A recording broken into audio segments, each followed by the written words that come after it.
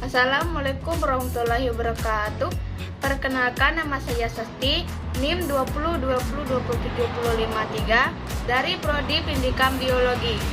Tujuan pembuatan video ini untuk memenuhi tugas akhir dari mata kuliah struktur hewan. Selamat menyaksikan.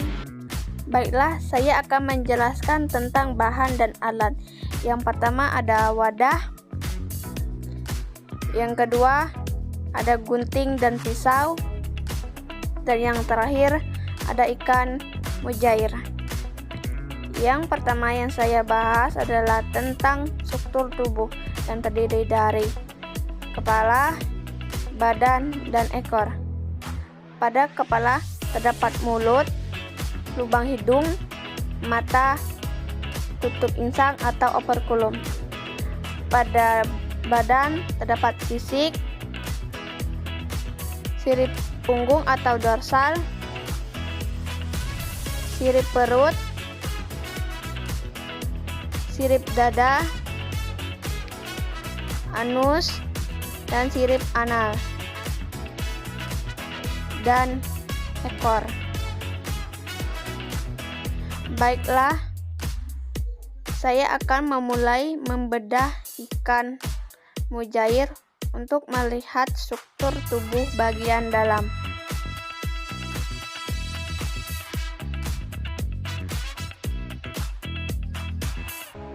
Yang pertama ada insang yang berfungsi sebagai alat pernapasan pada ikan. Yang kedua ada jantung yang berfungsi untuk memompa darah ke seluruh bagian tubuh. Yang ketiga ada hati untuk menghasilkan empedu yang disimpan dalam kantong empedu untuk membantu proses pencernaan lemak. Yang keempat ada usus yang berfungsi sebagai tempat penyerapan zat makanan. Yang kelima ada ginjal yang berfungsi untuk menyaring sisa proses metabolisme dan mengambil zat yang diperlukan oleh tubuh dan untuk menjaga keseimbangan osmotik cairan tubuh. Yang keenam ada gelembung renang yang berfungsi untuk mengatur tubuh saat mengapung di dalam air.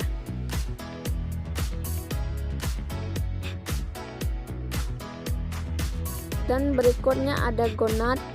Gonad untuk menghasilkan sel kelamin, pada betina untuk dapat menghasilkan ovarium.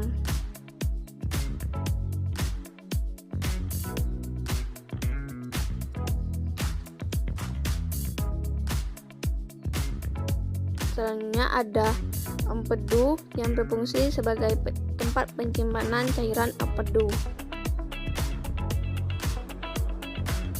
Berikutnya adalah sistem pernapasan.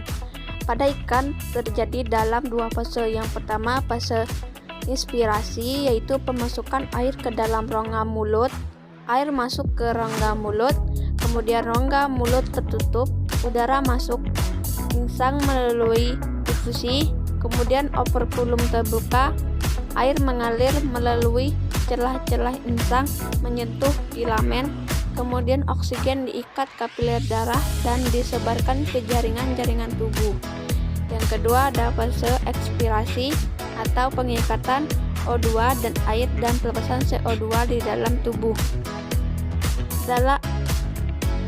Di dalam darah, pembuluh kapiler selaput insang melepaskan CO2 ke dalam air dan mengikat O2 dan air.